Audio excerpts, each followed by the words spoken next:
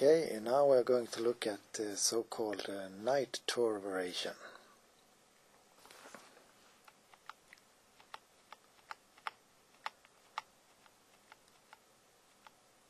So this happens when they play knight d2 immediately. Some players play the real knight tour variation, and the name indicates that the knight is going on a tour. It's going here. Some other players, they play this line in order to avoid the bishop g4 variation and bishop takes f3. So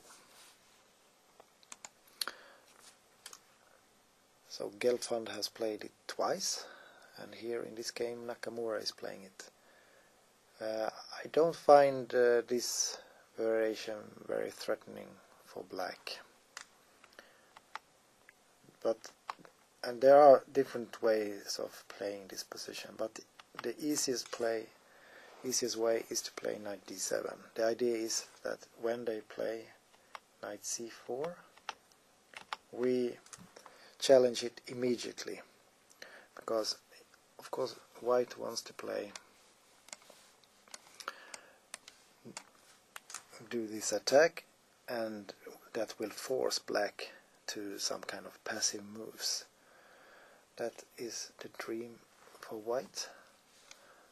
But if we play like this, then white has to move it again. He can of course take, but then black is very comfortable. He got one piece exchange, and that's very good for him. So they play knight e3, and this is called the Nimzowitsch pirouette, because Nimzowitsch was the first one to play this maneuver. He played it against Marshall, and now Marshall played knight h5 in order to exploit this weak square, and it is a very interesting way of playing it, in this move or any move later, to go here and try to jump in on f4. But actually there is one move here which looks very simple if you want to have a equal position, namely queen e7. So the idea is simply to take this pawn and to play f5, f4, and take it here. So what can you do? If you play bishop d3, we take, and we play f5, f4, take, castles. And this should be about equal play. A possibility to surprise our opponents by extremely simple methods. Gashimov played castle, bishop d3, and this is probably equal, because I find it very hard to believe that white can be better when he closes his bishop c1 in like this. Play rook e8, and again knight h4 is very interesting, leading to unclear play.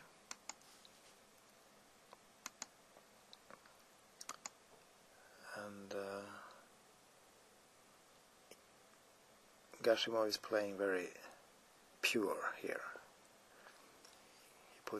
Takes his knight back, because now if white is playing knight c4, of course we can go back, but this time we can also go to e5 thanks to the rook on e8, and the knight on b6 isn't excellently placed there.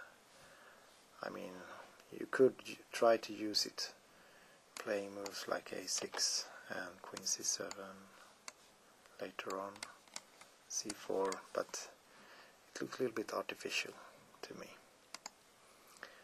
So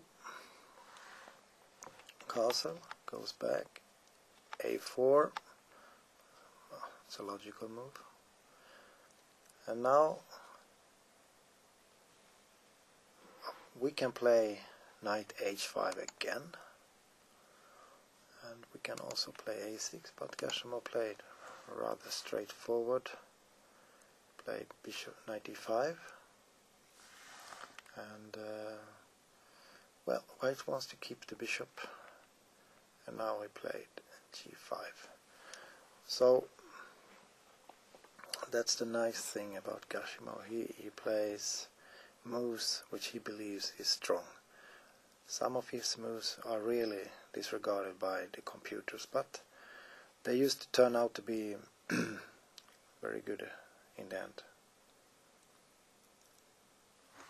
And white plays rook b1 with the idea of b4, and here I thought maybe h6 was a little bit too timid. I want to play something more active like g4, but it's a little bit dangerous for black, because we give him, oh, we already gave him this, but we also give him the f file, so we have to be a little bit careful here. Now he can take back with the rook, we have to take it, the knight is too powerful, and he exerts some kind of pressure, but we can maybe hold it. We can hold it, but it's the problem is that we don't want positions which we can hold. We want positions where we have a small hope of winning, something we want to be dangerous to our opponents. So maybe g4 isn't that good after all. h6 is played, and b4, b6.